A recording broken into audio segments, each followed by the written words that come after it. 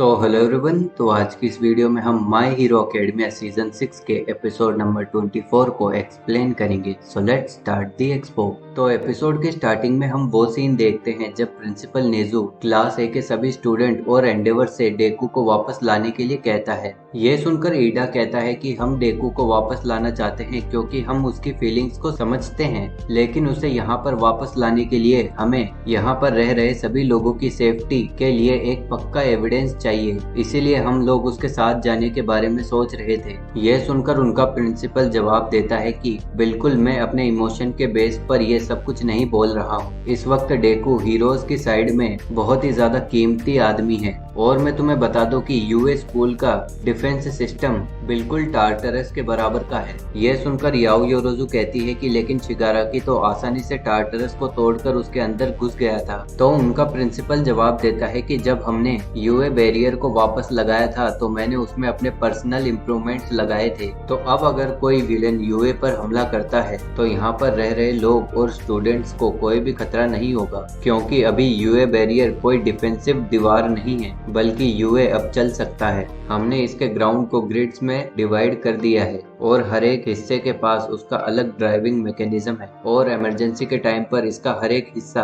Underground जाकर एक shelter में बदल जाएगा और फिर वो शेल्टर अलग अलग रूट्स पर मूव कर सकता है। और अगर ये सिस्टम टूट जाता है तो जमीन के नीचे 3000 रीइंफोर्स्ड प्लेट की लेयर्स है जो कि कुछ भी गलत होने पर डिफेंसिव वॉल के सपोर्ट को अनलॉक कर देगी, जिसके बाद डिफेंसिव वॉल भी अपने आप हिल सकती है और किसी भी तरह के अटैक को रोक सकती है। मीनवाइल सारे शेल्टर एक सेफ रास्ते पर चलकर शिकेत्सु अकेडमी जैसी जगहों पर जा सकते हैं। उसके बाद उनका प्रिंसिपल उनसे कहता है कि लैक ऑफ अंडरस्टैंडिंग और इनटॉलरेंस दोनों तब होती है जब लोग दूसरों के पास जाने के लिए वो एक एक्स्ट्रा स्टेप उठाने से डरते हैं और वो एक कदम उठाना ही सबसे ज्यादा मुश्किल होता है। वैसे भी हर तरीके से उसका यहाँ पर होना बहुत ही ज्यादा लॉजिकल है, तो तुम सबको जाकर उसे यहाँ पर लाना चाहिए। उसके बाद हम प्रेजेंट टाइम में आ जाते हैं जब सभी लोग डेकू को यूए से बाहर निकालने के लिए कह रहे होते हैं। तभी वहाँ पर जिनिस्ट आ जाता है और उसे देखकर सभी लोग कहते हैं कि हम तुम पर भरोसा कर यहाँ पर आए थे। तो जिनिस्ट जवाब देता है कि हाँ, मैंने ऐसा कहा था क्योंकि यही जगह अभी सबसे ज्यादा सेफ है। मैं मानता हूँ कि अभी सारे विलेंस डेकू की तलाश कर रहे हैं, लेकिन वो हमारा सबसे ज्यादा कीमती आदमी है और इससे ज्यादा उससे कुछ काम करवाना बहुत ही ज्यादा खतरनाक हो सकता है।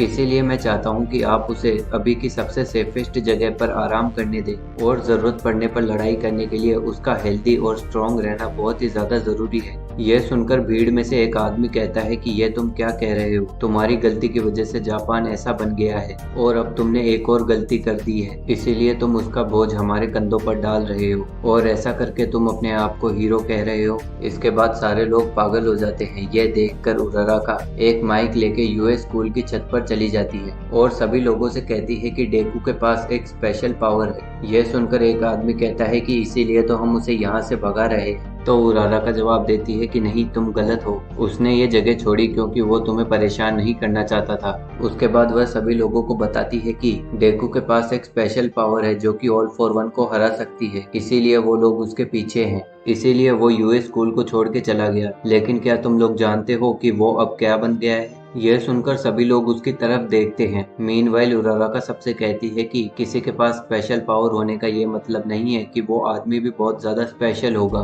यह सब देखकर प्रिंसिपल नेजू सोचता है कि वो एक कदम उठाना बहुत ही ज्यादा मुश्किल होता है, लेकिन मैं हमेशा सोचता था कि अगर कभी किसी ने वो एक कदम उठा लिया तो हमारे सामने एक ऐसा हीरो आएगा जो कि ऑल माइट को भी सरपास कर देगा। मीनवाइल सभी लोग डेकू को देखकर कह रहे होते हैं कि यह तो बहुत ही ज्यादा कमजोर लग रहा है। तभी एक लड़की जिसे डेकू ने बचाया था वो कहती है कि तो मुझे बचाने के बाद भी वो लड़ाई कर रहा था। यह सुनकर एक आदमी कहता है कि हमने इसकी तरफ देख लिया, तो क्या तुम चाहती हो कि हम भी इसकी तरह पूरे मिट्टी में कवर हो जाएं? तो उराराका चिल्लाते हुए कहती है कि अभी सिर्फ हीरोज की ही ऐसी हालत है, तो इस गंदगी को साफ करने के लिए हमें थोड़ा टाइम चाहिए। उराराका को इस तरह देखकर डेकू रोने लग जाता है। मीनवाइल उराराका सभी से कहती है कि मैं इस वक्त आपकी सेफ्टी की प्रॉमिस नहीं कर सकती क्योंकि हम लोग भी बहुत ज्यादा परेशान हैं और हम लोग भी आपकी तरह ही एक दूसरे के पड़ोसी हैं, इसीलिए मुझे आप सभी लोगों की मदद की जरूरत है ताकि हम फ्यूचर में वापस एक बार फिर से स्माइल कर सके। तो प्लीज उसे यहाँ पर रेस्ट करने की इजाजत दो। क्योंकि डेकू अकेले ही उसकी पावर का बोझ उठा रहा है। लेकिन अभी उसे बहुत कुछ सीखना है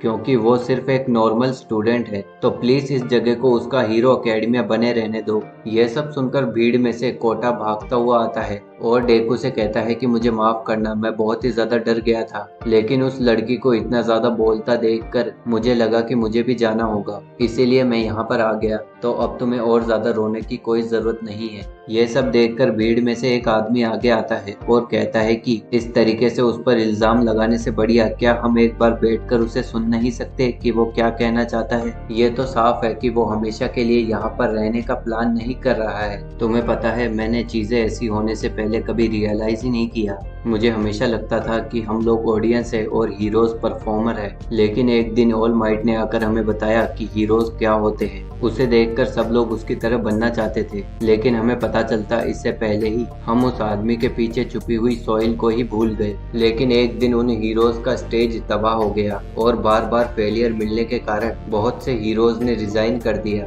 लेकिन इन सब के बावजूद भी जो लोग अभी भी लड़ाई कर रहे हैं, उनका क्या? अगर हम लोग उन्हें भी रिजेक्ट कर देंगे तो हमारे पास क्या ही बचेगा। मैं जानता हूँ ये बहुत ही ज्यादा टफ है, लेकिन एक बार इसके बारे में सोचो, हम लोग कब तक सिर्फ ऑडियंस मेंबर बन के रहना चाहते हैं। ये सब सुनकर एक आदमी कहता है कि हाल ही में एक यंग आदमी जिसके पास मल्टीपल क्वार्क्स हैं, उसके रूमर्स फैल रहे थे, जिसमें कुछ लोग कह रहे थे कि वो सिर्फ विलेंस को भड़काने का काम कर रहा है और कुछ कह रहे थे कि वो एक ट्रू हीरो है। लेकिन मुझे बस इतना बताओ कि अगर तुम यहाँ पर रहोगे तो क्या चीजें पहले की तरह वापस हो जाएंगी? तो डेको जवाब देता है कि क्योंकि सब लोग हमारे साथ हैं, इसीलिए हम सब कुछ वापस लेकर आएंगे। उसके बाद हम देखते हैं कि एक्टोप्लाज्म एंडेवर और हॉक से कहता है कि तुम्हें अंदर जाकर एक बार चेक करना चाहिए। उसके बाद वो सभी लोग अंदर जाते हैं और वहाँ की हालचाल देखकर एंडेवर कहता है कि हमने आखिर तक सिर्फ डेको की प्रॉब्लम बढ़ाई है, हमारी कोई भी प्रोग्रेस नहीं हुई है। तभी हॉक्स कहता है कि तुम गलत हो, हमारी थोड़ी सी प्रोग्रेस हुई है।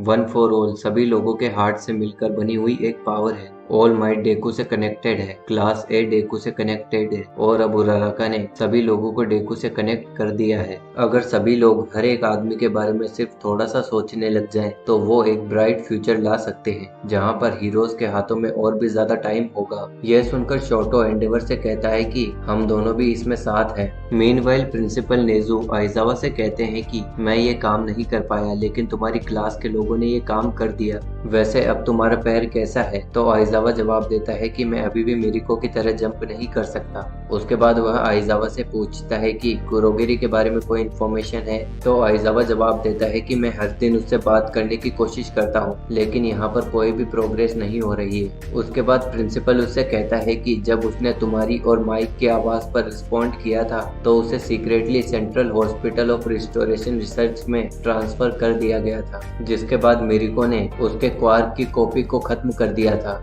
अगर हम लोग उस वक्त शिराकुमोनो के माइंड को वापस नहीं ला पाते तो हम लोग अभी वहाँ पर नहीं होते जहाँ पर अभी हम हैं। उसके बाद आइजावा प्रिंसिपल नेजू से कहता है कि हम लोग अभी भी तोगा से लड़ने के तरीके पर काम कर रहे हैं। यह सुनकर प्रिंसिपल नेजू कहता है कि हमने उसके खून के अमाउंट और ट्रांसफॉर्मेशन की टाइम लिमिट को बहुत ही ज्यादा कम कर दिया है, क्योंकि हमने सभी लोगों और स्टूडेंट्स को सिक्योर कर लिया है। उसके बाद हम देखते हैं कि ऑल माइट कहीं पर जा रहा होता है और उसे देखकर एक्टोप्लाज्म उससे पूछता है कि तुम कहां पर जा रहे हो? तो ऑल माइट जवाब देता है कि मैं हीरो हेटिंग ग्रुप के लोगों को चेक करने जा रहा हूं कि क्या वो लोग अभी भी इवैक्यूएट होने से मना कर रहे हैं। यह कहकर वह अपनी कार लेकर चला जाता है, जिसके बाद हम देखते हैं कि ऑल माइट का कोई आदमी पीछा कर रहा होता है। और इसी के साथ ये एपिसोड खत्म हो जाता है। So we will meet in next episode and thanks for watching.